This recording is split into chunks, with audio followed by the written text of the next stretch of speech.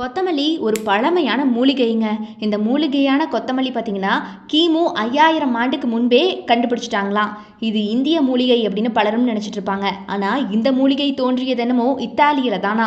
கொத்தமல்லி இலைகள் இல்லாம பலருடைய சமையல் கண்டிப்பா ஃபினிஷ் ஆகாது. அப்படிப்பட்ட கொத்தமல்லியில ஆரோக்கிய நன்மைகள் என்னென்ன இருக்கு அப்படிங்கிறது தெரியுமா? கொத்தமல்லி சாப்பிட்டா நீங்க ஆரோக்கியமான கண்களை பெற முடியுங்க. கொத்தமல்லி இலையில vitamin A, vitamin C, vitamin E மற்றும் கேரோட்டினாய்டுகள் அதிக அளவில் இருக்குதாம். இது உங்களுடைய கண் பார்வையை ஊக்குவிக்க உதவும். அண்ட் கொத்தமல்லி இலையில இருக்கக்கூடிய வைட்டமின் சி மற்றும் வைட்டமின் இ மற்றும் வைட்டமின் ஏ உங்களுடைய நோய் எதிர்ப்பு சக்தியை மேம்படுத்த உதவும். இதில் இருக்கக்கூடிய வைட்டமின் சி ரத்த வெள்ளை அணுக்களை சிறப்பாக செயல்பட வைக்கும். இரும்பு சத்தை உடல் சரியாக உறிஞ்சவும் உதவுது. அண்ட் கொத்தமல்லியினுடைய அந்த நிறமான பச்சை நிறம் அதில் இருக்கக்கூடிய ஆக்சிஜனேற்றத்துடைய இருப்பை காட்டுது. அதுபோக கொத்தமல்லி இன்சுலின் சுரப்பை தூண்டி ரத்த சர்க்கரை அளவை குறைக்கவும் செய்யுது. எல்லா உணவிலும் கொத்தமல்லி சேர்ப்பது அல்லது கொத்தமல்லி கலந்த தண்ணீரை தினமும் அருந்துவது கண்டிப்பாக உயர் ரத்த சர்க்கரை அளவுகளை குறைக்குமா. அதிக கொழுப்பால் ஏற்படக்கூடிய பிரச்சனையை குறைக்க கொத்தமல்லி இலைகளை உட்கொள்ளுவதை வழக்கமாக வச்சுருக்காங்க சில பேர்.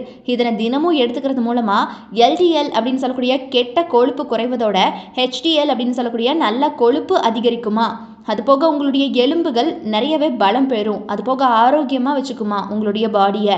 இந்த கொத்தமல்லி சாப்பிட்றது மூலியமா குடல் ஆரோக்கியத்தை மேம்படுத்த முடியுங்க. இது போக தோல் சம்மந்தமான எந்த பிரச்சனையும் உங்களுக்கு வராது. தோல் ஆரோக்கியம் மேம்படும். இதய ஆரோக்கியத்தை அதிகரிக்க செய்யும் இந்த கொத்தமல்லி. மூளையை ரொம்பவே அதிகமாக பாதுகாக்குமா.